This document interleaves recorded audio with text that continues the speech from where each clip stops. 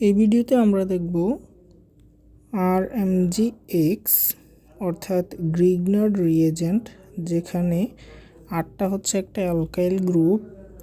এটার সাথে আমরা কিটু গ্রুপের রিয়েকশনগুলো দেখব। কিটু গ্রুপের এইখানে যে দুইটা ফাঁকা হাত রয়েছে কার্বনের, এই দুইটা হাতের ভিতরে H বসবে অথবা R বসবে, H বসবে অথবা R বসবে। তো রিয়েকশনটা কিভাবে হয় এই জিনিসটা আমরা এখন দেখব। ফর এক্সাম্পল, আমরা প্রথমে একটা এক্সাম্পল নেই। এইখানে ফর্মালডিহাইড, এটার সাথে রিয়েকশন দিলাম RMgX এটার। তো এইখানে 8টা হচ্ছে নেগেটিভ আর MgX এই অংশের ম্যাগনেসিয়ামটা হচ্ছে পজিটিভ। এইখানে কার্বনের চেয়ে অক্সিজেন অধিক তড়িৎ ঋণাত্মক হওয়ায় বন্ধনের যে ইলেকট্রন আছে তা অক্সিজেনের দিকে চলে যাবে। পরে এটা হয়ে যাবে পার্শিয়াল নেগেটিভ আর কার্বন হয়ে যাবে পার্শিয়াল পজিটিভ। সেই হিসেবে এইখানের নেগেটিভটা চলে আসবে পজিটিভের কাছে আর এখানের পজিটিভ চলে যাবে নেগেটিভের কাছে। তাহলে আমাদের প্রোডাক্টটা হলো, এই কার্বনের এই হাতে তো হাইড্রোজেন একটা আছে অলরেডি, আর এই হাতেও হাইড্রোজেন একটা আছে, নতুন করে একটা আসবে কি আর। তাহলে 5টা হাত তো আর হবে না, এইখানে আমাদের একটা হাত হবে, এইখানে হবে আমাদের একটা হাত অক্সিজেনের যে একটা হাত খালি হলো সেটার সাথে চলে আসবে MgX। এখন এই যে প্রোডাক্টটা তৈরি হয়েছে, এটাকে যদি আমরা হাইড্রোলাইসিস করি পানি দিয়ে, তখন পানির তো দুইটা অংশ থাকবে, H+ আর হচ্ছে OH-। H+ আর OH- থেকে H+টা অক্সিজেনের সাথে যুক্ত হবে, অক্সিজেনের সাথে যুক্ত হয়ে এখানে একটা হাইড্রোক্সিল মূলক তৈরি করবে।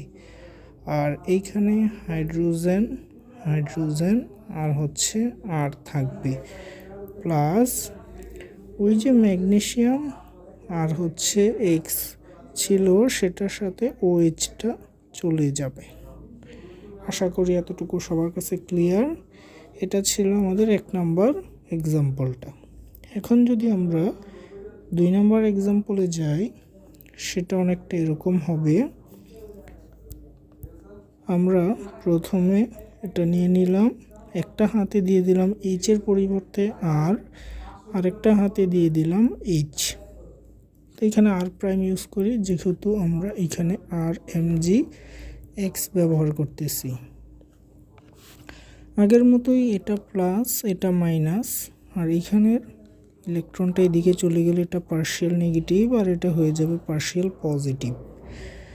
সিমিলারভাবে এইখানেও অক্সিজেনের সাথে চলে যাবে MgX, এইখানে হচ্ছে R, এইখানে H, এইখানে হচ্ছে R।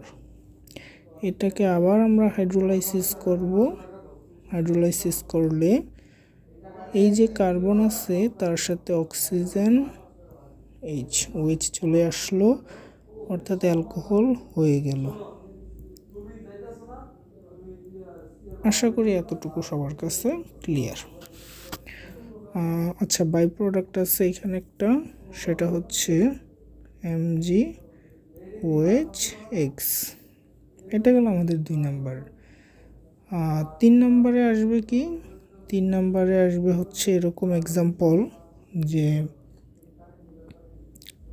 ধরো আমার কাছে এখন কার্বনের সাথে যে 2টা হাত আছে, 2টা হাতের ভিতরে দুইটাই ধরো অ্যালকাইল গ্রুপ আছে। আচ্ছা, এখানে আমরা অ্যালকাইল গ্রুপটাকে চিহ্নিত করি নাই, এই যে চিহ্নিত করে দিলাম, ওকে।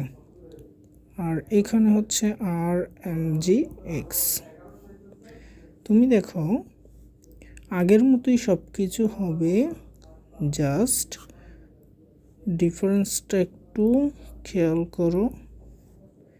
এখানে R', এখানে চলে আসবে R, আর এখানে হচ্ছে R'।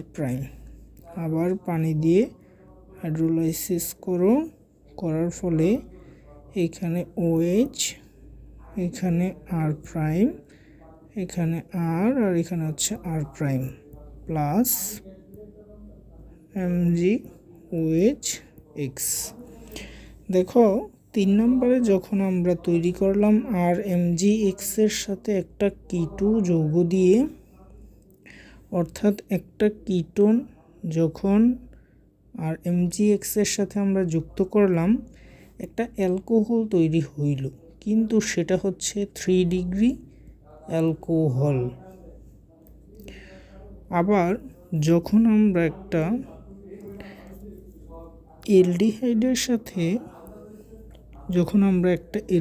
সাথে আর MgX কে বিক্রিয়া করাইলাম, তখন সেখানে একটা অ্যালকোহল তৈরি হইল, কিন্তু সেটা হচ্ছে 2 ডিগ্রি অ্যালকোহল।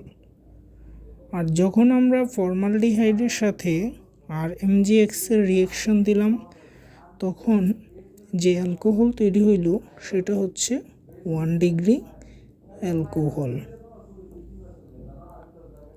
আশা করি এতটুকু সবার কাছে ক্লিয়ার।